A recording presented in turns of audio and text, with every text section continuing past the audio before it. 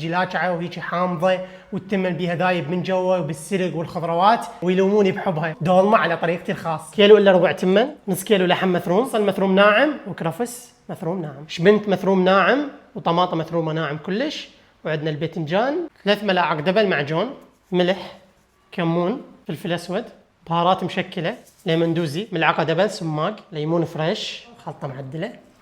وهنا أنا حشوة الدولمة صارت جاهزة. وما دام دولمة لازم جدر بينا فود جاهز، جدر الدولمة الجديد. هذا الجدر صدق سميته جدر الدولمة، جدر مدور بهذا الشكل يمنع الالتصاق، يعني شنو ما تلزق عند الدولمة وتنزل بسرعة. خلينا نشوف جدر بينا فود مال الدولمة شلون راح يسوي لنا الدولمة اليوم. خلي زيت، نصفط عواد السلق بقاع الجدر، ونحشي البصل، الطماطة، باذنجان، وحش الطاوة، وملك الدولمة، فلفل، واهم مكون بالدولمة العراقية هو السلق. هسه نخلي الجدر على النار بس شويه القاعده ما الجدر تحمى.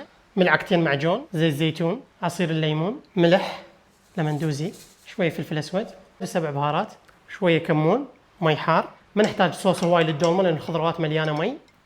نصفط عواد السلق اللي بقت هسه هيك معون نظيف حلو مرتب. خلي الدولمه على النار لحد ما تستوي، طبعا نار متوسطه مو كلش عاليه لانه قاعد نستخدم جدر الستيل. شويه شويه تستوي عندنا الدولمه ونجربها سويه. والدولمه صارت جاهزه. خبز عراقي مال تنور. بسم الله، بسم الله ما شاء الله.